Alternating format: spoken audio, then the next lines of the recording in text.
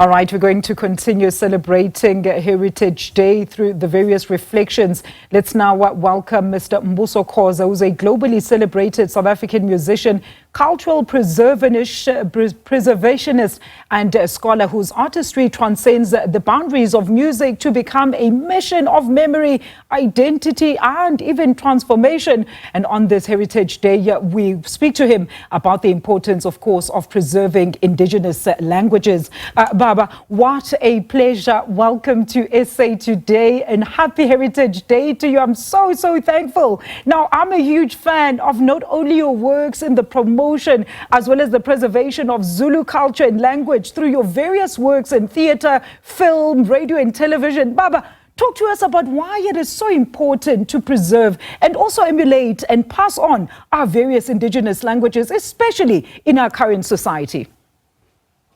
They say culture is a structure of feeling and it is an architecture of the society. So it's very important that, especially around a day that is important like this Mandulo, which we call Heritage Day, and we need to ask this question. What is the importance of history? History is a recorder of events, but cultures, when they are born, come a time where they are not practice. This is when we rely on Heritage Day and days like these to actually reimagine and relive the past experiences with a view to leave maybe an archive for those coming generations. And when you speak of history, Baba, I'm aware there is still a very serious vacuum when it comes to documented South African cultures and practices. In fact, there are very few authors that actually publish in indigenous languages. Why do you think this is? I mean, I know historically our grandparents, as you've just alluded to, would tell us stories or inganekwane as a way to pass on the knowledge of our beliefs as well as values. You know what? The problem today is when the culture is being commemorated instead of it being lived on daily basis. Because when you tell your daughter in the olden day, wake up and fetch water, wake up and fetch wood, that was the culture, that was how things were done, and that was how our mothers would pass on who they are so that they leave an archive for their kids.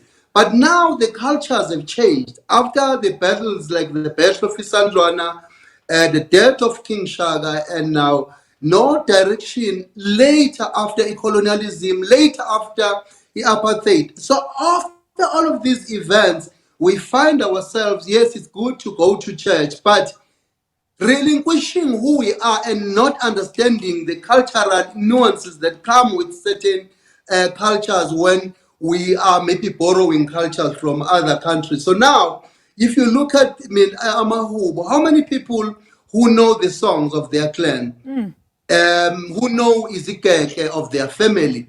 Very few people. So I think if we may come up with another philosophy as Africans to say, how do we turn our culture into a subject of daily consumption, not just on this day? It's quite interesting, Baba Mbuso. Some abazingishi thakazelo zabo. How can we then, as a country, through various interventions from the various stakeholders, actually ensure that we promote and fight for the full recognition of our indigenous languages, especially in a time where there is a dilution of different beliefs and languages and cultures, so as we don't lose our traditional identities? It is said that a man's pride is in his bloodline, but how do we protect this, Baba, so future generations will also benefit? There's currently calls to even translate legal and business contracts into our different indigenous languages, but this is often sidelined as just an added expense. And I know you've gone through various global stages promoting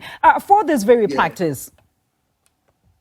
You know, when you're touching on that, I think we need also to involve our languages in mathematics, in science. True. And meaning, when you say you are going to speak to your ancestors in Msam, we should be able to say, because I have a nervous system and I have neurons that are shooting into the space, and the space is accepting my thoughts electrically through maybe photons later, neutrons later, and electron with You know, so now if you are able to be scientific with what you are saying and what you are doing, and you even understand your linguistic segments as an African, meaning from isibongo or isibongi, that which was a seed that we give thanks with, isithakaseli, meaning ngiyakuthakasela ukukubona. So kuthakiwe lapha amagama from different names that contributed to this journey for this family. Later, isithopho, meaning uma unganile sixabene, then you call upon the praises of my father. I'm like, Yes. oh, how does she know this? So later, ukuteketiswa amagama when you were born, from when wakho ethi ngokabanina lowo mntwana ole ndoda emacekeceka ugoniwe kumnandi. Oh, You know. wow.